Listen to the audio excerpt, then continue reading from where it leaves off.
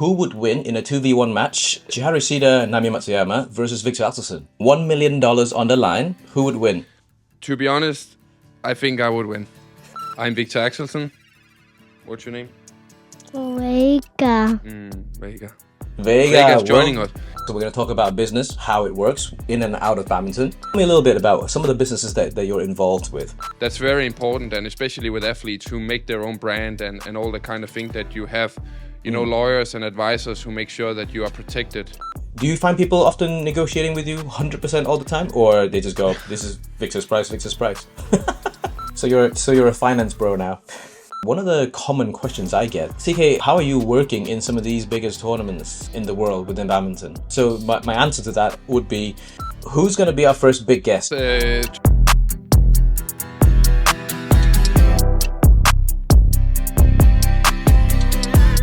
Hey guys, welcome back to the Average Not Average podcast. I'm CK.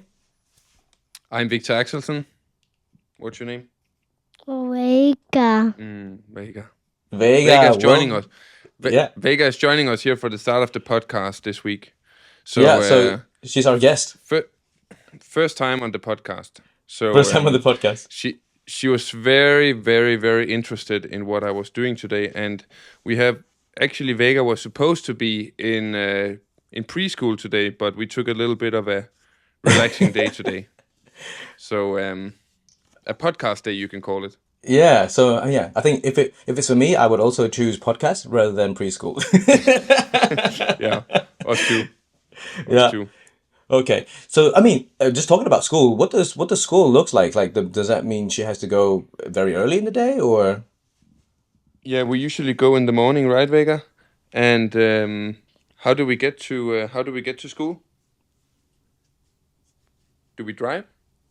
We drive a car. And then they go to like an English curriculum school, and like right now Vega is 4, obviously, and Aya is only 2, so it's not real proper school yet, but it's like preschool. You can call it. It's the best school. So you do all kinds. It's the best school. Yeah. So they like it. They like it. Yeah. So they play all the time and then eat and sleep all the time, right? Sorry. They play all the time, eat and sleep all the time. It's the best school. Exactly. Vega don't sleep any naps any longer, but they do play a lot. So that's not. How are you, CK? How are you doing? Yeah, not too bad. Not too bad at all. I mean, this week has been sunny. It's very warm, so I'm actually sweating a little bit. But it's okay. It's been good. It's been good. Looking forward to Malaysia, Singapore, and Indonesia. Obviously, we will see each other in Malaysia. Yeah, you'll be pretty busy over the next few months as well. Yeah. Yeah, so next few weeks will be quite busy. But then obviously starting with Malaysia, then Singapore, then Indonesia a little bit. Yeah. Amazing. Great. Just moving straight in. So we have some questions that we came across over the last 2 weeks before our recording. One of it is on Reddit, right? So one of it is on Reddit. Okay. On Reddit. Okay. So that's going to be interesting. Yeah, that's going to be interesting. So the title very, very quickly summarized it. Who would win in a 2v1 match? Shida and Matsuyama versus Viktor Axelsen. $1 million on the line. 1 day of prep. Well, 1 day of tactical preparation. And then straight in. Who would win? Like, the question is, like, am I on a single court and they're on a doubles court, or is it just single court, both of us? I mean, I don't have the actual thing in front of us, but I think yes. I guess it's only fair that you're on the singles and they're on the doubles court. To be honest, I think I would win. Really, I think I would win. Taking into consideration that I'm in tip-top shape and stuff like that. I personally believe I would win without taking, obviously amazing players and everything. It's just like men against women, and and my thoughts behind saying this is that I think I would be able to, especially if they play in doubles court, then I'm more sure in saying the thing I'm saying right now, that I would win. If it's on single courts, both of us, it would be closer. but I still believe that I would win simply because I do not think that their chance would be to drag out the rallies and I'm not able to hit winners. I would think that I would be able to find a way to win points. And they wouldn't be able to find a way to hit winners. Okay. Well, based on the comments, you're losing. Okay. Well, maybe I should make a bet with all these comments. Like the people who are writing the comments. Like, I'm not saying that I, could potentially lose. I just say that I believe I would win. Okay, so I think we need to make matchups like these happen. Like in my opinion, I mean, I replied to the Reddit I think thread. if there is $1 million on the line, I do not think that many of the players would be. That's a pretty, unless it's other people paying. Well, Then, yeah, so I said if we can have a $1 million prize money, I'm pretty sure we can make this matchup happen. then we could for sure make it happen. Yeah, then we can for And sure make it players happen. would go very, very far to win. Yeah. Okay, so that was quite interesting because I think whoever that said Viktor Axelsen will win would get downvoted. So I don't know if you're familiar with the Reddit system. You get upvote and downvotes, and I then do not spend that much time on Reddit, but I'm familiar with the system. yeah, so it's like dislike style. But yeah, like I think anyone that says like Viktor Axelsen is gonna win is gonna get like downvoted to to poo. Yeah. Well, I will like those comments whenever I go on Reddit next time. It'll be interesting actually. So if I actually do see Chiharu and Nami, if I have the chance over the next few weeks, I might ask them the same question and then record it and say, look, if you're playing Viktor Axelsen, tip top shape, everyone tip top shape. 1 day to prep, get into the hall. 1 million on the line. And Who's gonna win? make sure that you put up the if they play on doubles court and I play on singles court, Yeah. I'm 70%, 75 to 80% sure that I would win. Were you at 100? Now you're down to 75. No, like actually higher if they're on double court, and then if we're both on single court, then I'm around the 70-75% chance. Okay. Being modest now. Okay, so I will check. It's a full 3 sets to 21. Yeah. Full 3 sets of 21. I think Okay. some of the comments are saying, yeah, like Victor would win the first set, then lose the next two, like because third set you'd be like dead because of the, like you said, drawing the rallies out. Yeah, but the thing is that I think I would be able to play those type of rallies for a very, very long time. I mean, I've seen you train, so. but again, you never know. But I would be willing to play that match, and I would also probably not $1 million, but I would be willing to put some money on the line for the bet. Oh wow! Okay. So this is important. Okay, that's cool. Let's see if we can make something like this happen down the line. If they are two, of course. Yeah. Of course. Yes. Okay, that's interesting. Next one would be so one of our colleagues and friend Tommy. So he also has a podcast. So Show Squad. I think you might have seen the season 2 of them talking with Christo and Thomas. Yes. So they were asking about who do you think was going to be the best singles player to play doubles and vice versa. Are you any good at doubles? I think I've gotten a little bit better over the last few years, but I don't think I would be one of the best ones. Just being honest, I'm not really sure actually, because my serving hasn't been, in the doubles especially. I don't see myself serving that well. However, I do think that my attack is pretty good, and my defense has gotten better over the last few years. So my doubles defense, that is. So I'm not really sure, and I'm interested to hear who they thought would be good in the doubles. Yeah, I think said Leong Junhao from Malaysia. He hits hard, he's fast, he drives a lot. Okay. I mean, on the top of your head, anyone for men's singles playing good doubles besides them two already because they won the recent European Championships. Yeah, actually my first thought was them, but that's maybe a little bit of cheating, right? Not on my top of my head. I don't really have any ranking list, but we have seen, for example, Joachim Fischer, former mixed double player. He was playing a lot of singles, right? And I think if you talk about going into another category, I think going from men's singles to mixed doubles, I think that's the one we have seen on quite a few occasions back in the day as well, where Yeah. you made that transition into another category. Yeah. So actually, today's podcast, the main thing we're going to talk about is businesses, right? So we're going to talk about business, how it works in and out of badminton, and then how you operate them, and then also, for example, like myself as well. So I'm obviously currently building one and working on one, and so yeah, we can actually share some of our experiences, and obviously perhaps make it the 1 million badminton match business one day. Make it That would be happen. pretty cool. Yeah, Yeah. make it happen one day. So okay, tell me a little bit about some of the businesses that you're involved with straight away. Yeah, right now, at this point, my main, involvement in the different kind of things is very, a big involvement with my sponsors.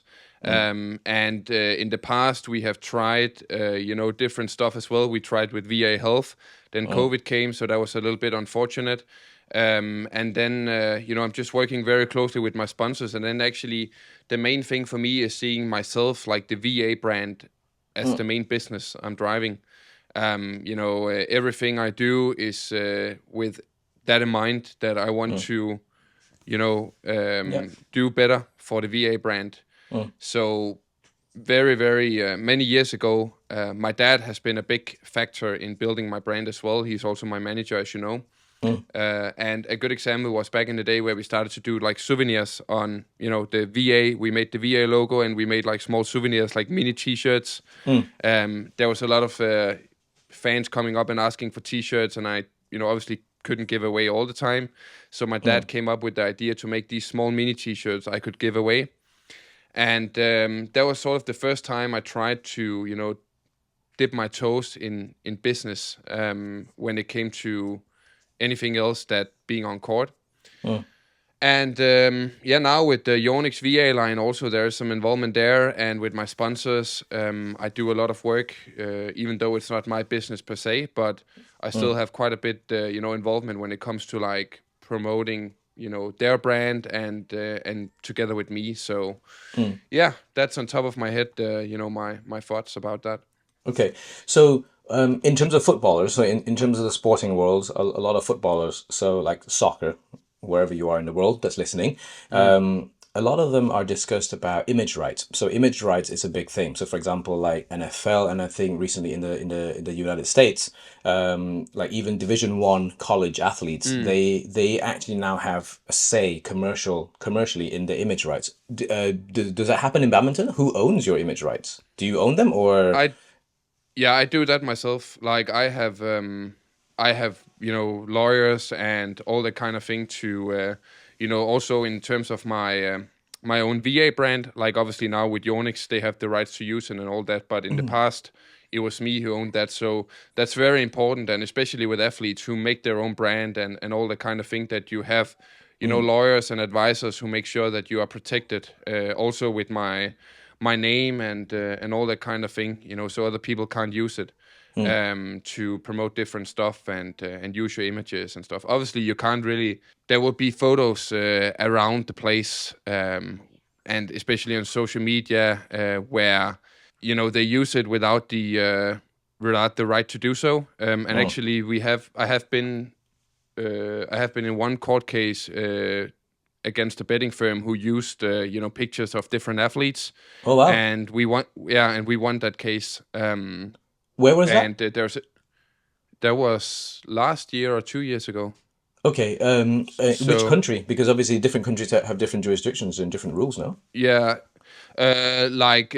ours was used mainly on their Danish platform. Okay. So it was a lot of different Danish athletes, and actually there's a new case coming up now against another. This is not a betting firm, but another company who used our images leading up to the Olympics without having the acceptance to do so. So Proper yeah, rights to there do is so. the copyright. So people are using quite a lot of energy, especially the athletes, to make sure that that people just don't use your image without having the copyright. Yeah. Yeah, because obviously in my world, in our world, copyright is such a huge thing because like Yeah, whenever we produce a piece of work, it could be a photograph or a video or a poster or anything or graphics, there is copyright underneath it. And then obviously, like you said, yeah. on social media, it's very hard to police and enforce to make sure people That's use it correctly. uh, that's that's very very hard. Also because like people, if it not doesn't stand, if it doesn't say it's texted on the picture itself, it's very hard to know who took the picture because there's so many photographers there and all the kind of stuff. So Mm. yeah, it is a bit of a jungle, and people are just stealing pictures as well, right? So it must be People very very are. hard to control. People are, and I think it's really the enforcement is also difficult, especially when it's global. Like, I mean, do you then chase them? For example, do you sue them commercially? So we find them using it commercially, do we then sue that and then send an invoice or something like that? But then if you're a small company, then it takes a lot of Yeah, resource to actually it's do not that. like, yeah, the resources to just like, yeah, again, to sue and go through a case and all the kind of thing, like you end up spending so much money that in the end it's almost not worth it. And that's the problem. They know that as well, right? Yeah. So it's not friendly at all, and it's yeah, that's a little bit of a bad situation. Yeah, it's an educational process for us as well. Like, Mm, so for example, like we work with a lot of athletes, we work with a lot of organizations, and we try and say, like, we teach them and say, look, like when you're publishing something, put some credits on. Like, you need to tag whoever it is that's producing this piece for you. If it's a yeah. freelancer, tag them, him, her. It doesn't matter. Put them in. Like, it then becomes good practice to say, look, this is a quality piece that's been produced, and you like that, and you're using that. So at least Yeah. say, if you've not paid for that piece, say thank you in some way. So yeah, of course. So how does it actually work in terms of like you take a picture and then some people wants to use it, they basically just contact you through whatever platform, and then you tell them a price. Like what is a price of a picture even? So that's a really really good question. So for example, I think badminton photo probably within the badminton world is probably the benchmark for that, because obviously they have photographers at all the very top events. But you are Mm, correct. So sometimes certain, like mostly private individuals or sometimes organizations that we work with, they would say, look, can we also have access to the photos that you've taken previously before? If it's for a yeah. specific project, then they can say it before. Like, okay, we want these to happen. This, and then we then sort out how we're going to shoot that. If it's a studio shoot, easy. They will have access to all the pre-agreed deliverables. So okay, do you want 50 photos, 100 photos? That's the output. Are they edited? Are they not edited? Like everything's very clear within the contract, and then how it's delivered as well. And then once Okay. it's done, and then we give them like a little sheet to say this is how you can use them. Obviously, the pricing is different if they only want to use it for social media, digital media, website, print as in like catalog, or like how big the print is, like the sizing as well, so that also comes Yeah. into play. I mean, obviously the ones you see on massive billboards, those are huge, like, so I think a Yeah. lot of the Yeah. time it's costed on impact, reach as well, like how many people will see that potentially. So that's, again, Okay. like I said, in some way, for me, I'm still learning all the time. There's no real fixed way of doing it. Mm, I think every single agency does it yeah. differently. I just had Aya in the room Go. who just fell. Yeah. I'm sorry. No, She. go. Don't go for it. Yeah. Don't worry. Daddy duties. Yes. Of We. course. Is she okay? Yeah, she's okay. She's Okay. just playing by She's just herself. being two. Yeah. Yeah. Exactly. Yeah. Exactly. She's just being two. And actually, I think I remember what my brother said to me is like, if you don't appreciate them doing stuff like that, they're not gonna be two ever again. And so you gotta Yeah. enjoy that Exactly. process. So yeah, so I think I Yeah. can imagine that. You're right about that. So we're also enjoying it, but also sometimes there is a lot of fires to be taken care of in the home. But it's great, and obviously that's the good thing about me being in this situation right now. That even though I would love to travel a lot and play all these tournaments, then now I actually have the time to spend a lot of time with them. So that's Yeah. good.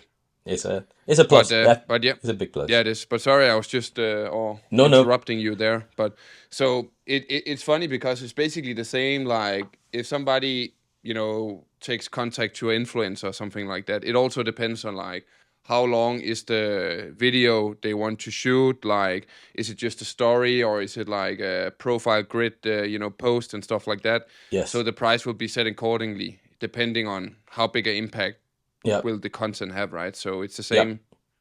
the same mechanics, yeah.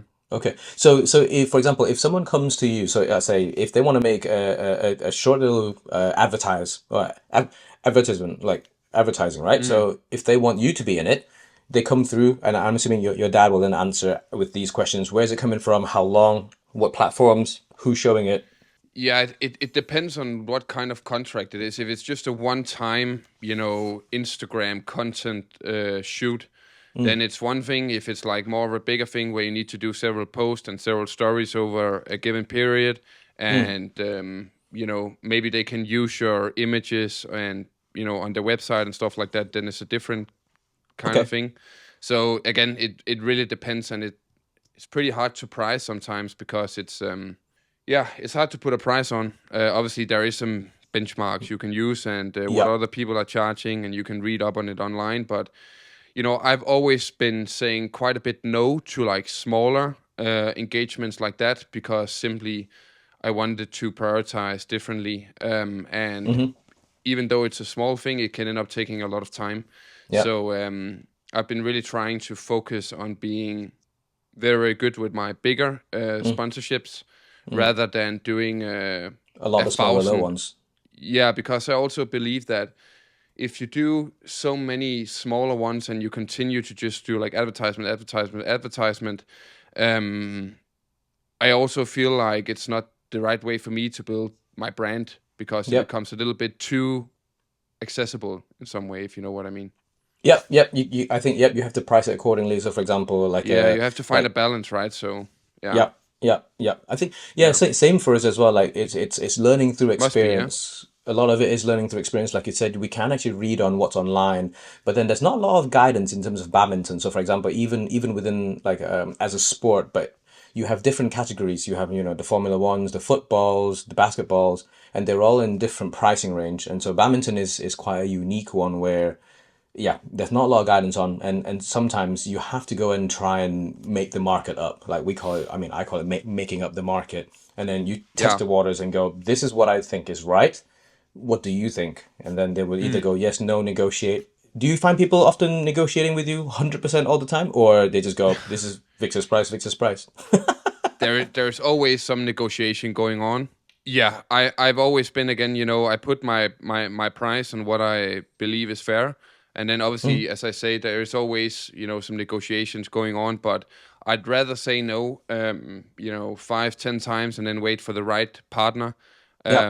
And then rather than saying yes and set your price too low. Mm, And that's basically, how I see, you know, my brand and how we are trying to do things as well. yeah. So tell me about the book deal. So you've had two books, well, including the Danish one, probably Yes. three now, no? So Yes. book deals are incredibly hard to come by, and then they also don't make a lot of money unless you're selling hundreds of thousands of copies, maybe millions. But I think Yeah. millions is Yeah. millions is quite hard.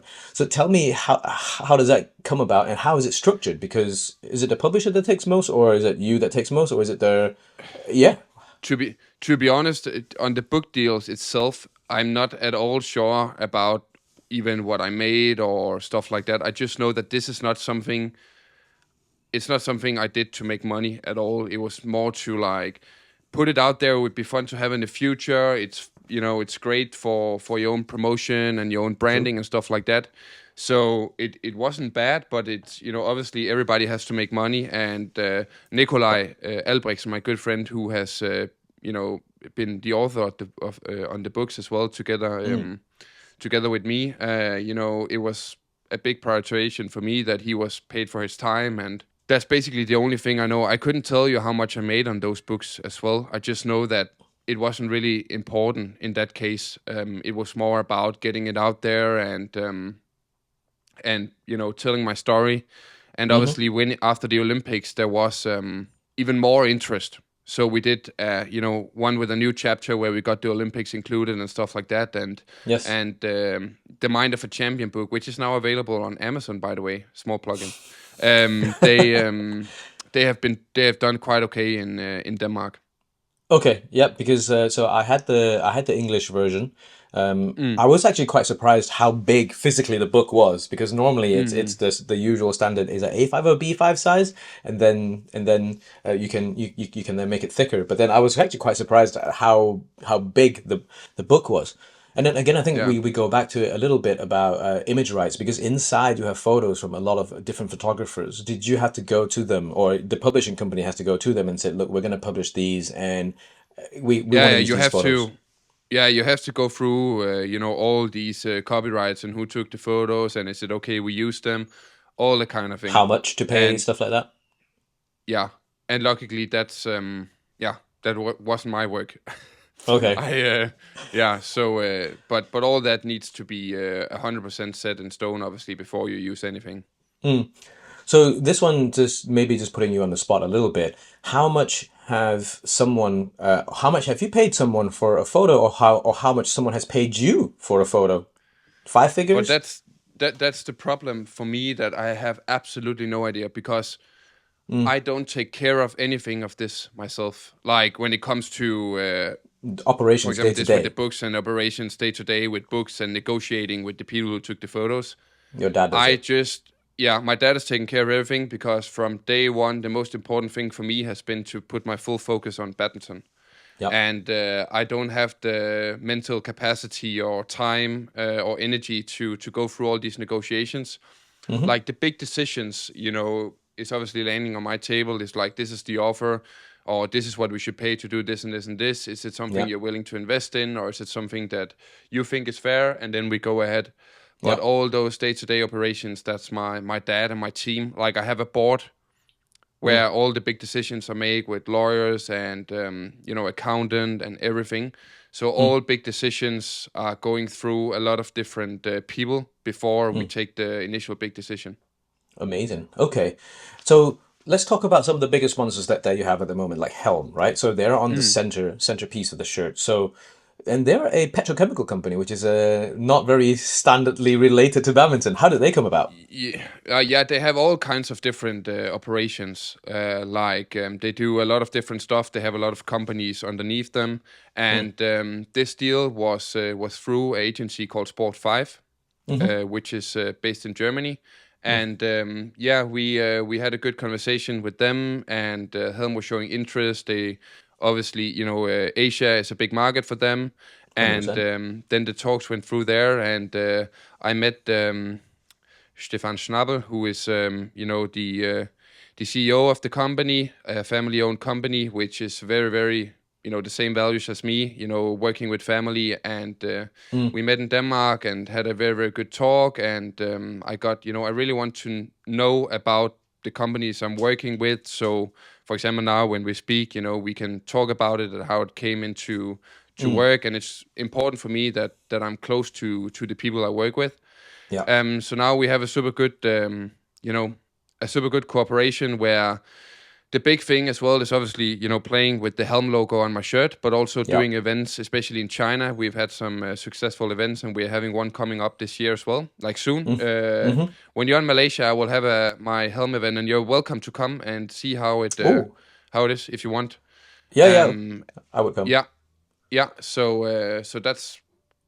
that's basically how it works. And then also Monitor ERP is my other Yes. partner, which I have up here, and a Yeah. Swedish company. Again, same values, super good people. Daniel, who is the CEO of the Asia part of that company, Mm-hmm. is a great friend of mine as well now, and we work very closely together. We'll also have an event coming up here while we're in Malaysia. Mm. So yeah, the events and then the logo on the shirts and then some content on the social media.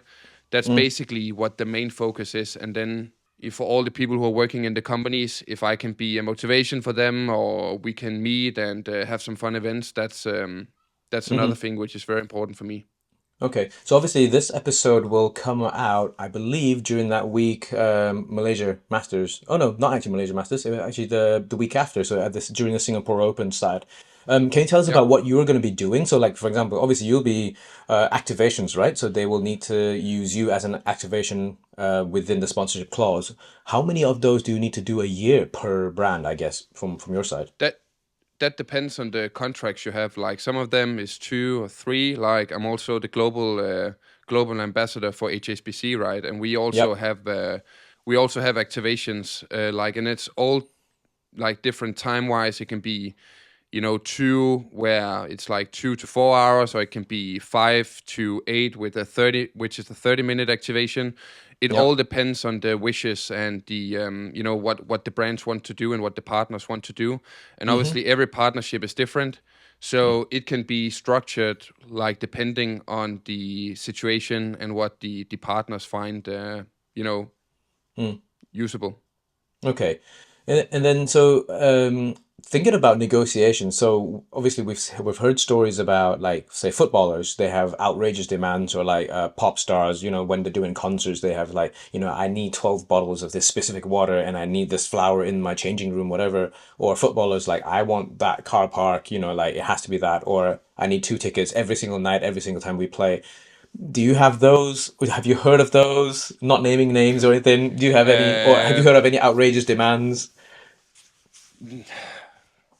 Yeah, of course, you hear stories about some athletes having crazy demands. Like for me, I think obviously when you're an athlete and you're traveling out, I think it's very important to have demands. Like, for example, it can be if you have to fly out for an activation, make sure you fly, it can be like flying business class. So you make sure Mm, that if you have to fly out, then obviously you're more comfortable on the flight. Make sure that there is healthy foods where you do the activation, that there is some supply of proper food for the athletes and stuff like that, and making sure you have a break. I would say though that all the partners I have, they're super professional, and you know they look after you. they just look after me very, very well. And I'm very fortunate that way, that we all have struck a very, very good balance, and we know what's important. And it's not like, you know, if there's small changes here and there and stuff like that, and if they need some, if there's some content that they want me to share or something like that, it's not like Mm, I go in and look at the nitty gritty details in the contract. Like, obviously, if they want me yeah. to share something on social media, even though it's not in the contract, I will happily do it, or make a video greeting for one of their, coworkers and stuff. Then it's that's how it should be in a partnership. You should be all in.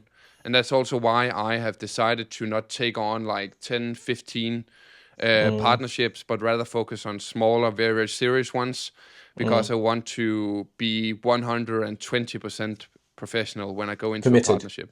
Yeah, yeah, yeah, yeah. Yeah. And then so you're over delivering in terms of the value side of things, and then measuring impact. Who's measuring impact?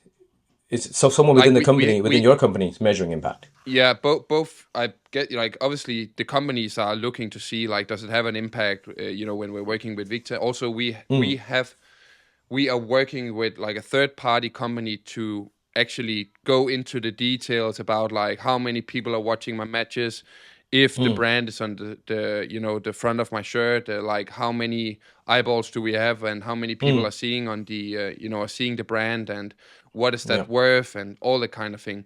And obviously you can't measure it like completely 100%, but there are yeah. companies now who do a very, very good job. And what I believe is one of the reasons why we have been able to get like bigger deals is that I have never stopped investing in my investing in my own brand. And I have used, as we also talked about, tons and tons of money on making sure that we do the best we can, like investing in figuring out how much am I worth, as a brand. Mm, And my dad again has been a big factor on this. And I guess for you as well, CK, you also, all these negotiations and all that kind of thing also comes into play for you, right? When brands wants to work with you and stuff like that. So, 100%. and Yeah. you're also a brand now, right? So it's the same, even though it's a different situation, it's still the same Mm. journey you have to go through, right?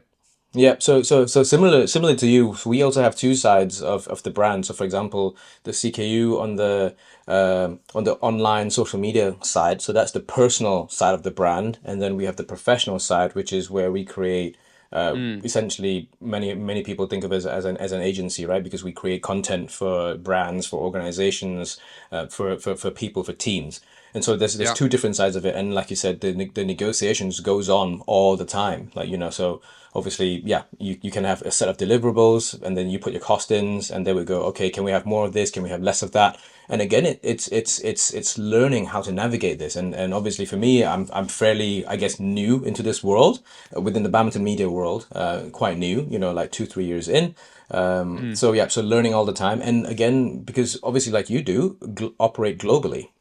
Different Yeah, yeah. markets have very different rates, right? Mm. Significantly different rates. So it's But I learning guess where. you also, yeah, I guess you also want to come to a place where you don't physically have to travel out to everything you do, right?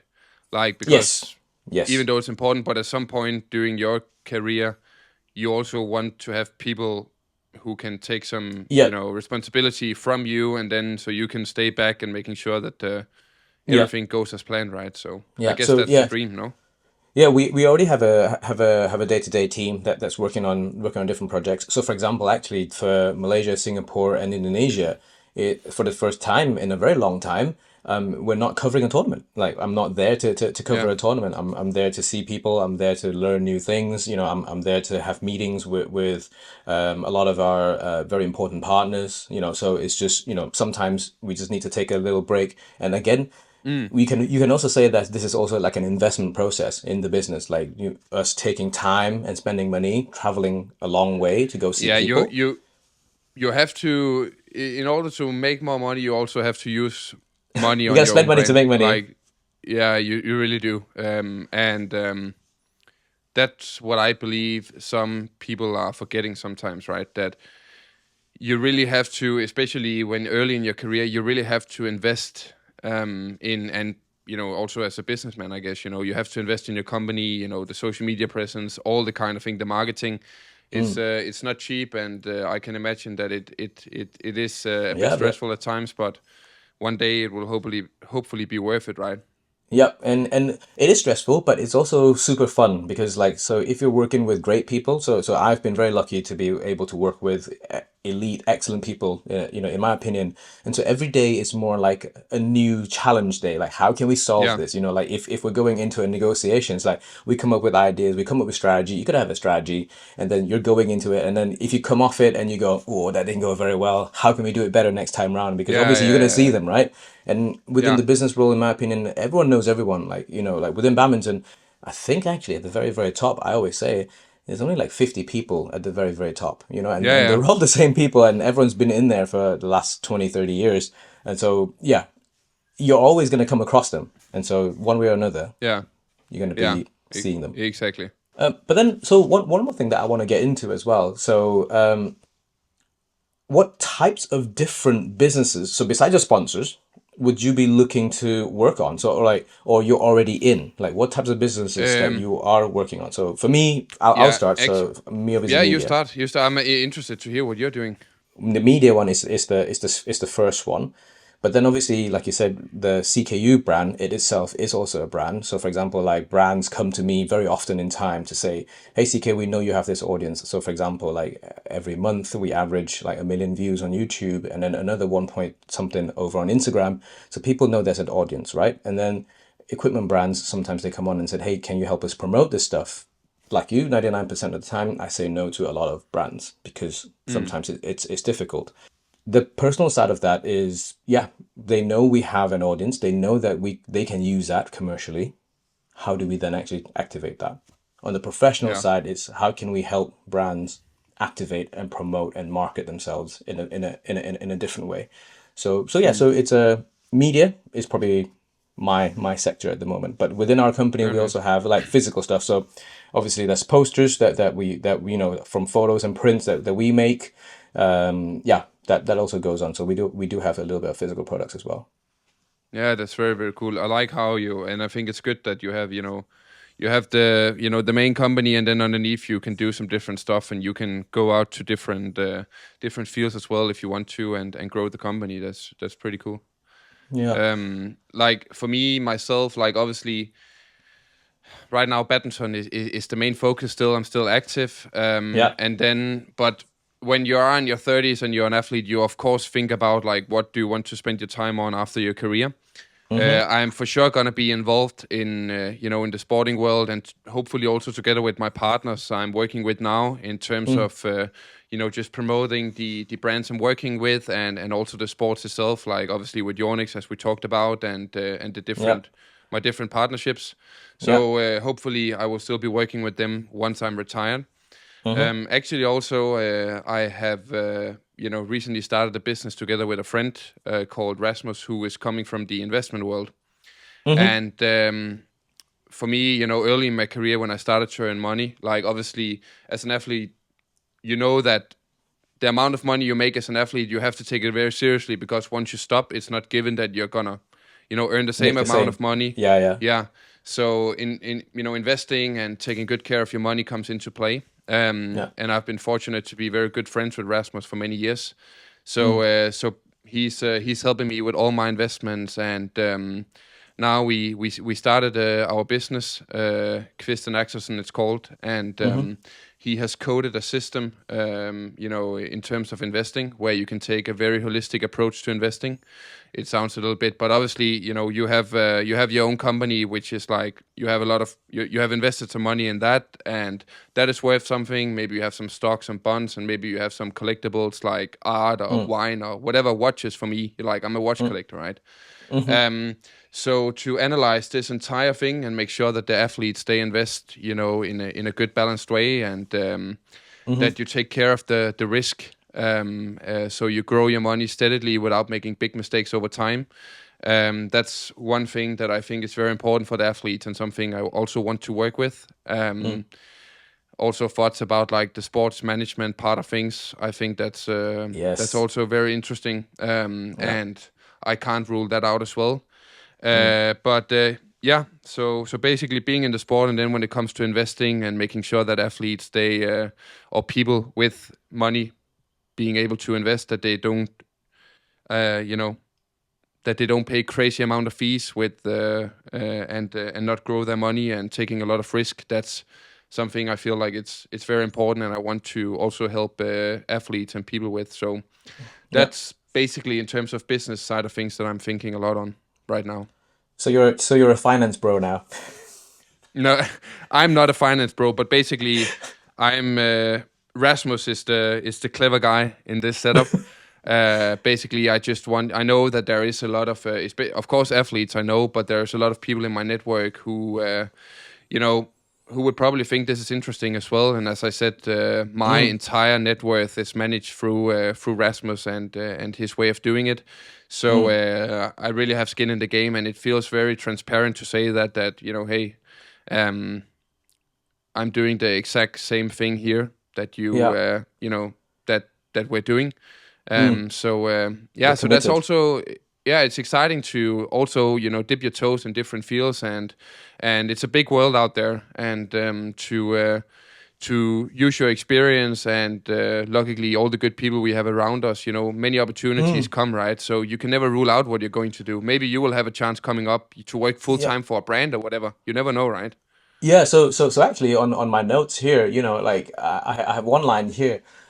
What are the perks of being famous? And then so for me, I don't think I'm famous in the same sense as you are, but then within the little badminton world that I operate in, it has Yeah, opened so obviously. many doors. It has opened so many doors about. I mean, we're sitting talking here right now. Well, we're both standing actually. Yeah, We're yeah. both standing talking at the moment. Right Mm, here, right now is because of how like we've come across online, well, and mm, then in person. But then it's because of being active and continuously committed towards being present online in yeah. badminton and offline. So that's how we're here. Like, have you had any perks? There is obviously when you are, as you say, in some, again, I never want to categorize myself as being famous. But obviously, when you win 2 Olympic golds and you do well in a sport, like more and more people will know you, right? And Yeah. as you say, it opens some doors, right? And what is I'm most happy about this is that as you said, it gives you a chance to really, really, traveling around and have been performing and being in different, events and stuff like that. It gives you a chance to meet so many interesting and very, very good people. Like 100%. obviously, you also meet people who, leading up, who wants to take advantage of you or maybe don't have the best intentions, but Yep.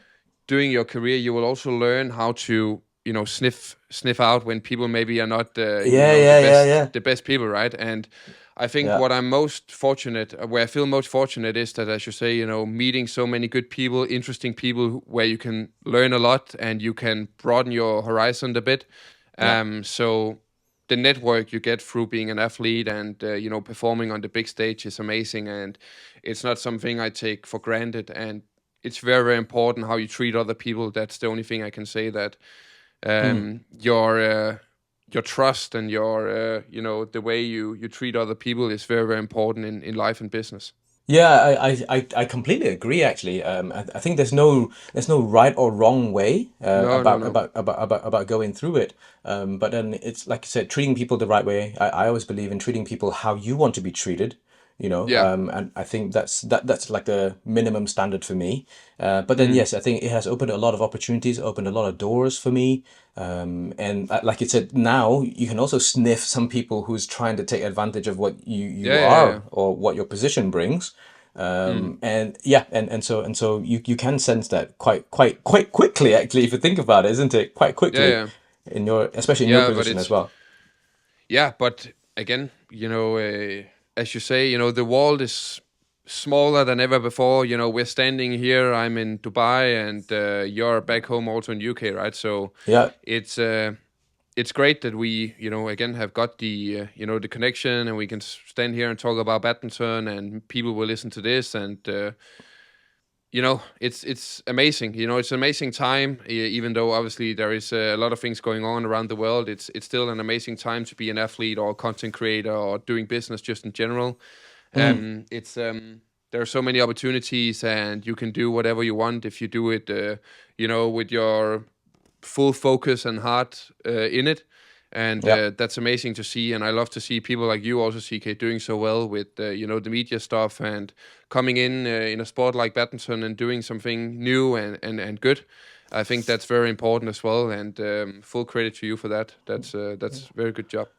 I mean, I think just to add a little bit, I think for those who are listening outside, so one of the common questions I get, so for example, probably for you would be teach me how to smash, teach me how to do a backhand smash or backhand clear, right? One of Mm. the probably those. I get one very often is, CK, how do you Teach me how to make oatmeal with avocado is one of the big questions. ding ding ding, you've come to the right person. This is me uh, here. no, sorry, I was interrupting you. No, absolutely. But the main one is, CK, how are you working in some of these biggest tournaments in the world within badminton? And like, how can I get in there? How can I get started? And then yeah, so my answer to that would be, don't look for the biggest ones immediately right now. If you look at the 1000s, if you look at the majors, it's going to be incredibly hard to get in because there are a lot of Mm. professionals who are already operating at a very high level. Volunteer at your local tournaments, volunteer at some of the smaller, international challenges, international series, and future series. Those are still international tournaments which are sanctioned by BWF. If you want to go on to the big ones, you have to start a little, Mm. prove that you can do the work and do the work well, and then you Yeah. start going for the big ones, because I think everyone sees the big ones first because of how well they're covered, right? And then Yeah. people want to start at the World Championship. It's like, maybe not. Yeah, exactly. Exactly. You Yeah. have to work your way up, obviously, like everything in life, right?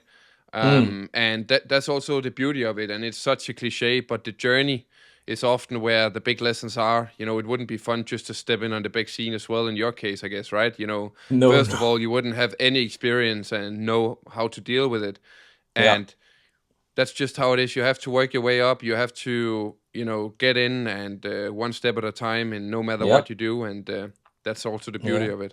Yeah, I mean, for my story, I came in. I didn't come in through the front door of badminton, because I'm not an elite player or a coach. I didn't come through the back door because I knew no one.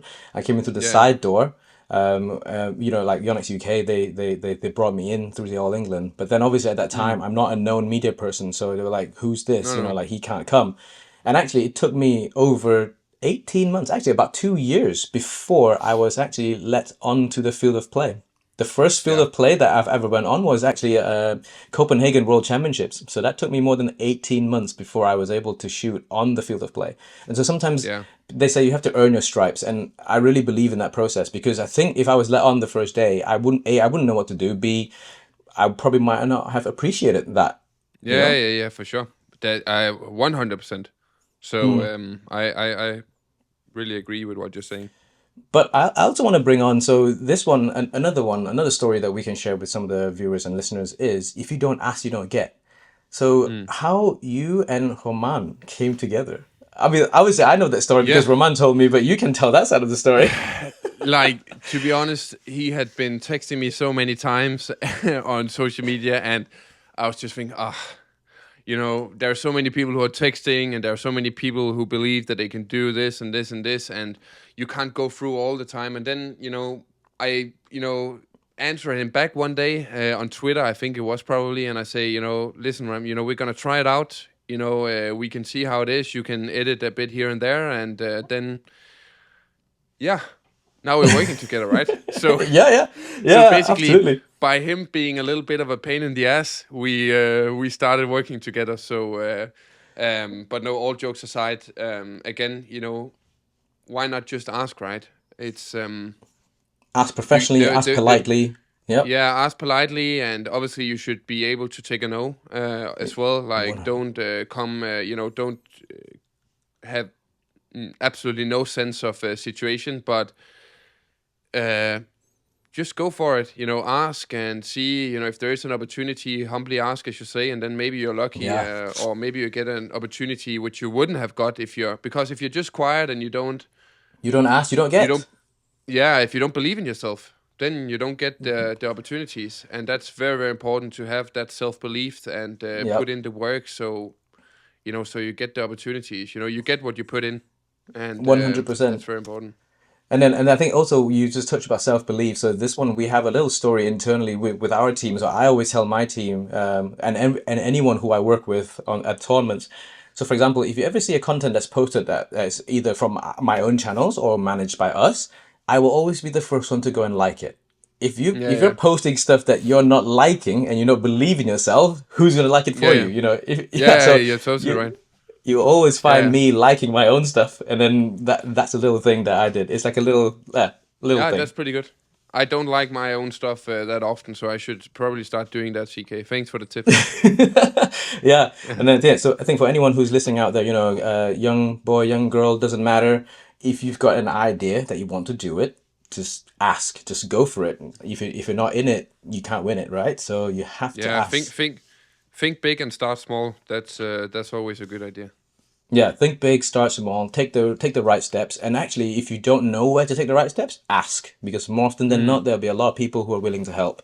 So yeah, so I definitely. get a lot of emails like that. Do you get inspirational emails? Like for example, I mean, we started talking about business, now we go into inspirational emails. I get a lot of emails, yes, and I also get a lot of tips. There's a lot of experts out there. The best one was that back some years ago, where I was struggling with cramps a little bit. Yeah. Somebody sent me an email or a direct message where the person stated that I should be sleeping with soap in my socks at night. So wait, hang on. The internet broke at the right time. Soap in what? No, the person told me to sleep with soap in my sock. The small hand Yeah, soap. I yeah. should sleep with that in my socks during the night. And Please that tell was me you tried it.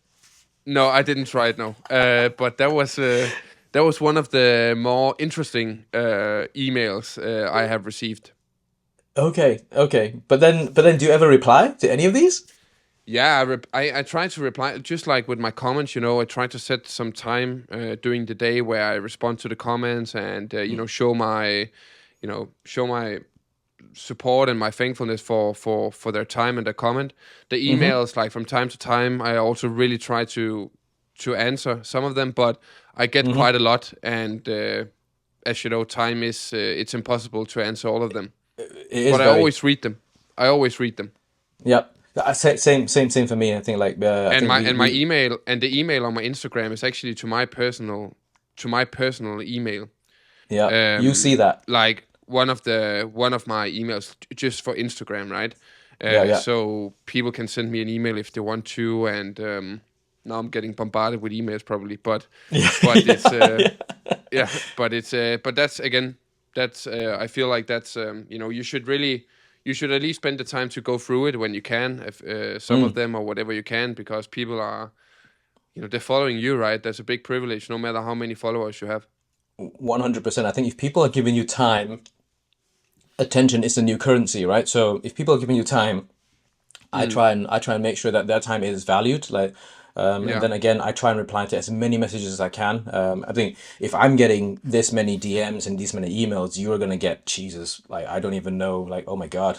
Yeah, the DMs are impossible to answer all of them, because many of them is also like, give me a racket, like just Oh yeah. simply, Oh, I yeah, get tons of that.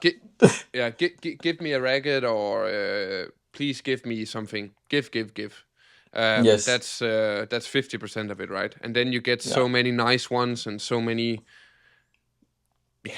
heart touching ones, literally, like about how basically you motivated them to do something right, and all that kind of thing. And that's the ones which really are giving added motivation for sure. Like Yeah. that through the things you have done and you're doing, that you're motivating others. That's amazing.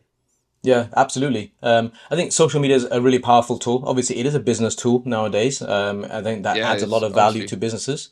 Attention is the new currency, and for me, it has opened a lot of doors for me. Like, so, I mean, I have to say, a lot of our business actually comes from being present on social media channels.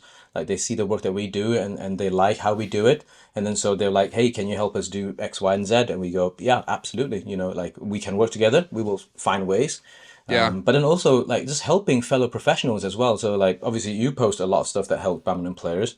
Recently, I've started posting like the camera settings that I use to take a lot of the photos that we all see, and Good idea. then the Very good response idea. has been absolutely amazing. Like in like a lot of like many thousands of likes, and actually like a lot of photographers, like I get separately messaged or emails to say, those settings I've never thought about, those angles I've never thought about. Now you've given me something to try, and so yeah, people appreciate it and actually enjoy that.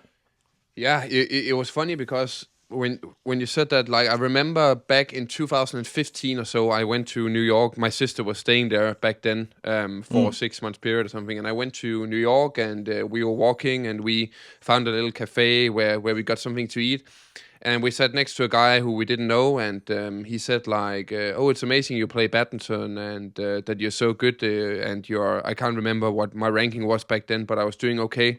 And then he said, "Just promise me that teach people. Like when you are so good at something, just make sure that you give people some knowledge and Yeah. stuff like that." And I often think back to that. Like this guy was very religious, but it's just one of those conversations where again, there's not many athletes being in my position who share like small tips and tricks on social media, but again, when Romain is here, it literally takes 2 minutes of my time to just Yeah. quickly go through a cross-court net shot, and Romain will take care of the rest, and I just post it.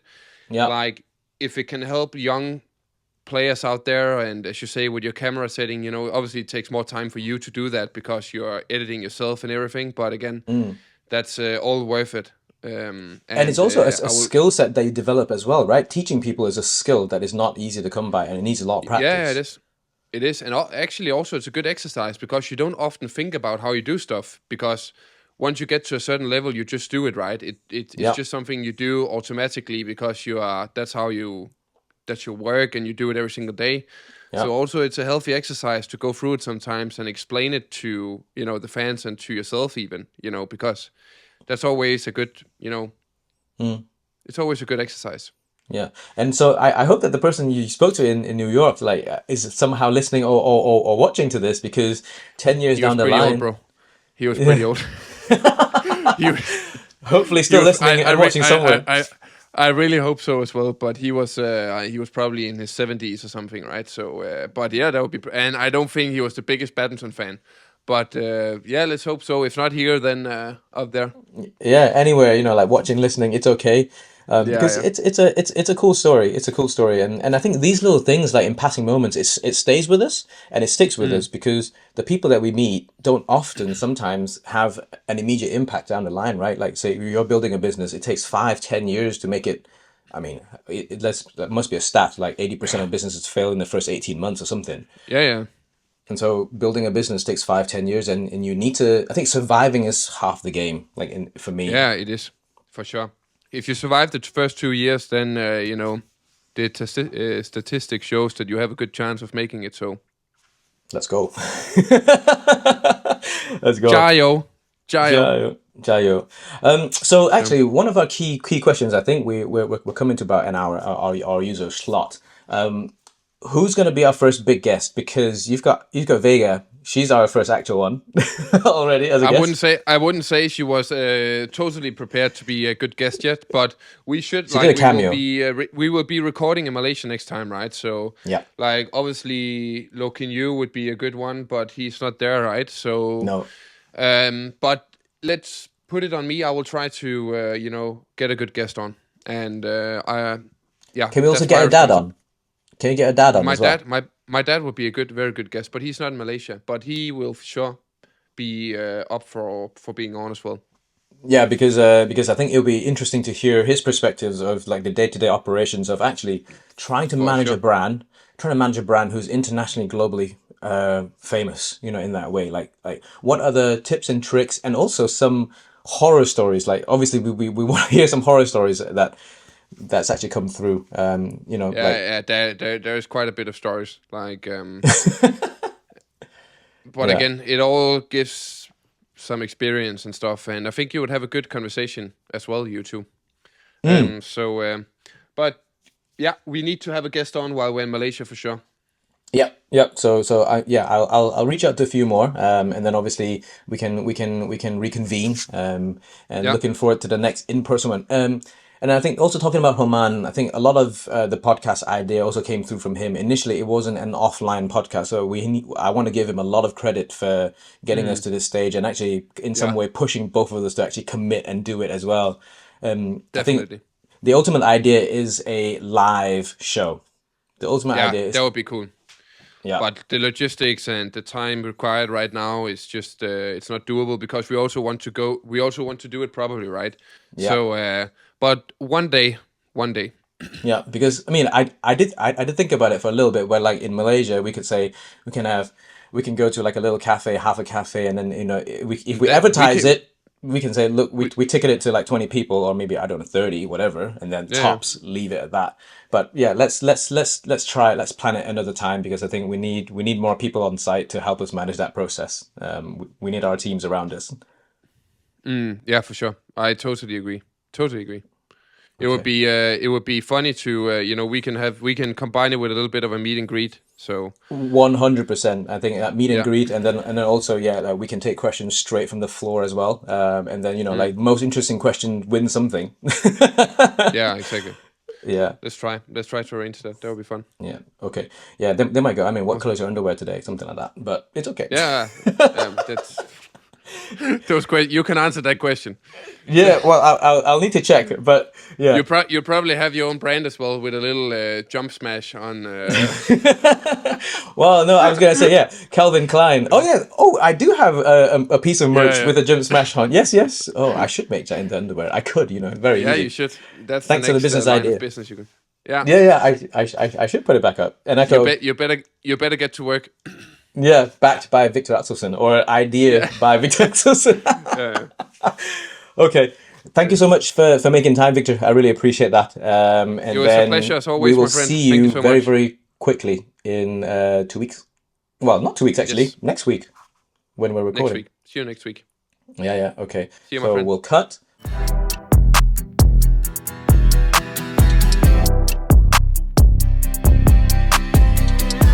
That was one of the more interesting emails I have received back some years ago, where I was struggling with cramps a little bit.